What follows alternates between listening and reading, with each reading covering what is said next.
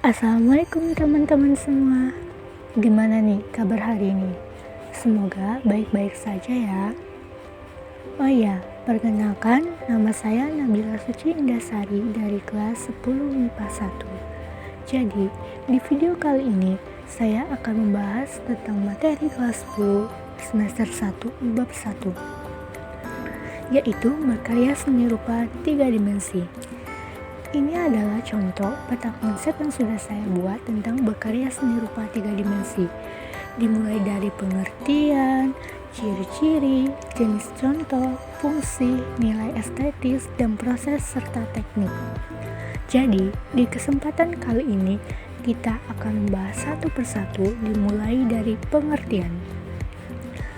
Ada yang tahu nggak sih apa itu karya seni rupa 3 dimensi? Jadi, secara sederhana, benda karya seni rupa 3 dimensi adalah benda yang memiliki lebar, tinggi, dan volume, sehingga dapat dilihat dari segala sisi.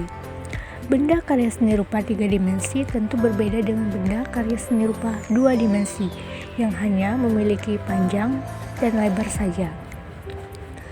Lanjut, yang kedua, kita masuk ke dalam ciri-ciri karya seni rupa 3 dimensi. Apa aja sih ciri-cirinya? Yuk kita lihat. Jadi, ciri-ciri benda karya seni rupa 3 dimensi ada 4. Yang pertama, memiliki 3 sisi yakni panjang, lebar, dan tinggi. Kedua, menempati ruang. Ketiga, sudut pandangnya dari segala arah sehingga karya seni rupa 3 dimensi bisa dinikmati dari manapun. Keempat, wujud bidangnya bukan hanya bidang datar, melainkan semua bidang. Oke, kita lanjut yang ketiga, yaitu jenis dan contoh karya seni rupa 3 dimensi. Ada apa aja sih contoh dan jenisnya? Yuk kita lihat. Contoh karya seni rupa 3 dimensi. Yang pertama, di sini ada patung dan arca. Patung adalah karya seni rupa 3 dimensi yang paling terkenal. Patung biasa dibuat dengan media batu, kayu, logam, dan dapat dilihat dari segala arah mata memandang. Berbagai jenisnya, teknik pembuatan patung terdiri jadi dua, yakni zone boss, berdiri sendiri, dan relief, biasa menempel di permukaan dinding. Yang kedua, topeng. Topeng adalah benda yang dipakai di atas wajah. Biasanya topeng dipakai untuk mengiringi musik kesenian daerah. Topeng di kesenian daerah umumnya untuk menghormati sesembahan atau memperjelas watak dalam mengiringi kesenian. Yang ketiga yaitu kriya. Karya seni kriya sering digunakan sebagai dekorasi, benda terapan siap pakai, furnitur, benda mainan seperti boneka, kain batik maupun tenun dan lain sebagainya. Karya seni kriya terdiri dari atas beragam jenis seperti kriya kayu, kriya tekstil, kriya keramik, kriya logam, seni kriya kulit, dan seni kriya batu. 4 yaitu arsitektur. Arsitektur adalah contoh seni rupa 3 dimensi yang berupa teknik merancang bangunan yang mencakup level makro, perencanaan dan perancangan kota atau landscape, sampai level mikro, desain buat perabot, bangunan, hingga produk. Kelima, keramik. Keramik biasanya digunakan sebagai alas lantai. Seni keramik mempunyai fungsi sebagai kerajinan dalam membangun bahan utama dari tanah liat yang harus melalui proses dipijir, butsir, pilin, sampai pembakaran dan glasir. Yang kelima yaitu anyaman. Anyaman biasanya dibuat dari bambu atau jenis-jenis rotan. Kita masuk ke jenis karya seni rupa 3 dimensi. Jenis karya seni rupa 3 dimensi ada 2, yaitu seni rupa murni adalah karya seni rupa yang tercipta bebas dengan fungsi yang lebih mengutamakan keindahan daripada fungsi.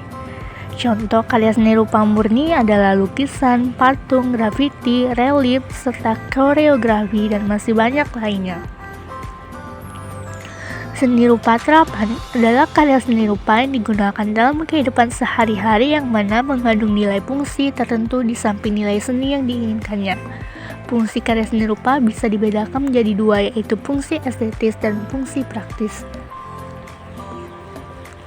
Oke, kita lanjut ke 4, yaitu fungsi. Apa aja sih fungsi dari karya seni rupa 3 dimensi?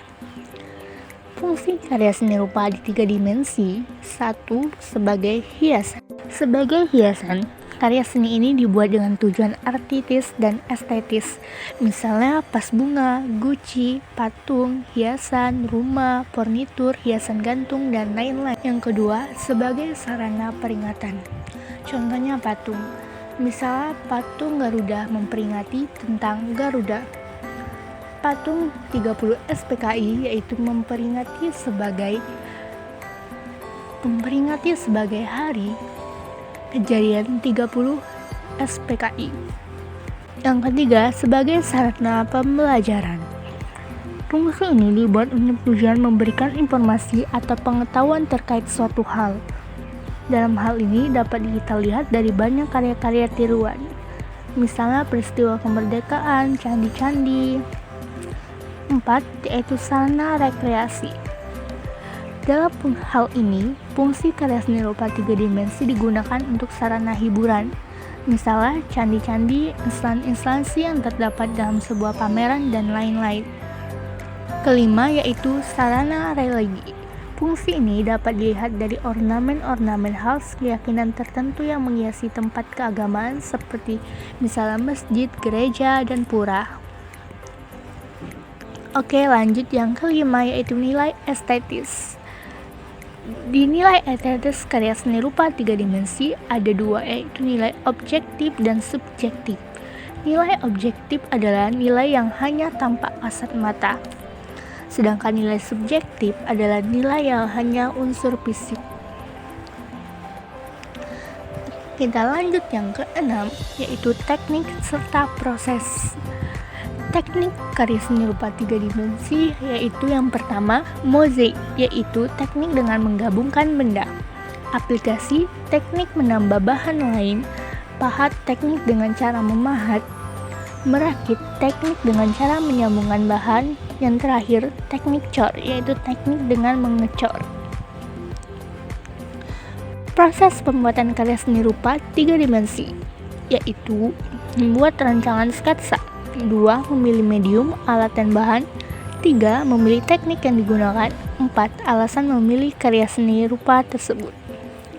Oke, jadi sampai di situ saja ya pembahasannya. Terima kasih dan wassalamualaikum warahmatullahi wabarakatuh.